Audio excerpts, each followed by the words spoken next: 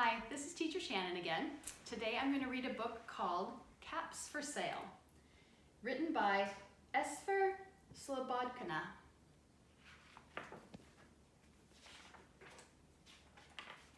Now this is a book about two words that we maybe don't say all the time.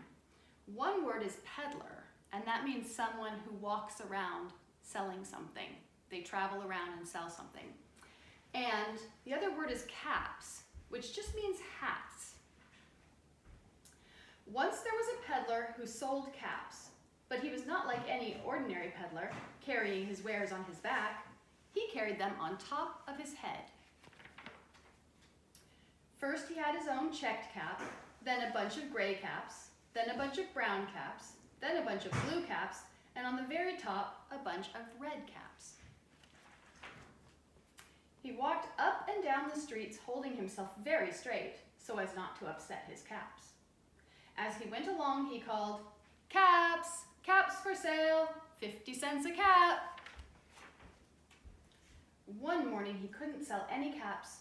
He walked up the street and he walked down the street calling, "Caps! Caps for sale! 50 cents a cap!" But nobody wanted any caps that morning. Nobody even wanted a red cap. He began to feel very hungry, but he had no money for lunch.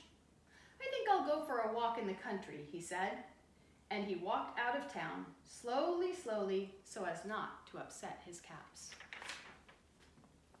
He walked for a long time until he came to a great big tree. "That's a nice place for a rest," he thought.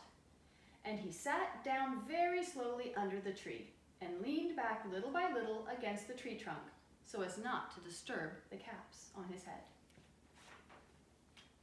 Then he put up his hand to feel if they were straight. First his own checked cap, then the gray caps, then the brown caps, then the blue caps, then the red caps on the very top. They were all there, so he went to sleep.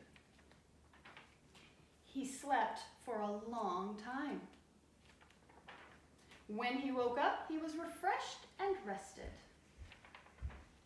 But before standing up, he felt with his hand to make sure his caps were in the right place. But all he felt was his own checked cap.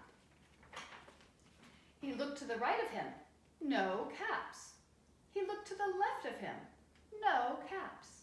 He looked in back of him, no caps. He looked behind the tree, no caps. Then he looked up into the tree, and what do you think he saw?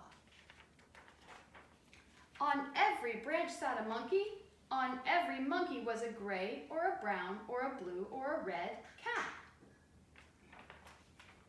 The peddler looked at the monkeys. The monkeys looked at the peddler. He didn't know what to do. Finally, he spoke to them. "You monkeys, you give me back my caps."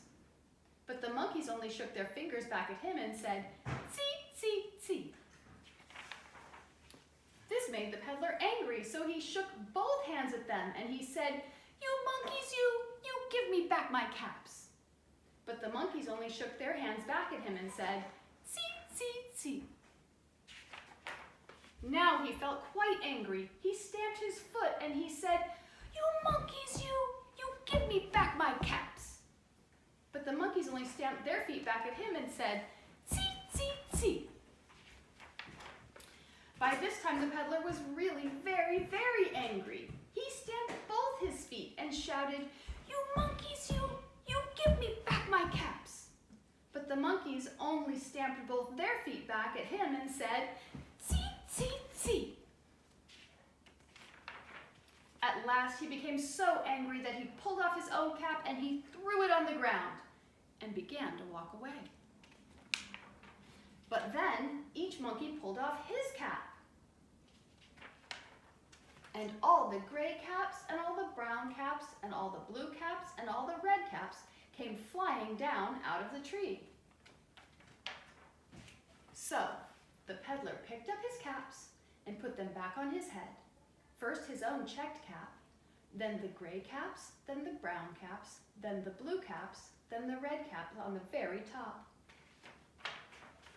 And slowly, slowly he walked back to town, calling, "Caps! cents a cap.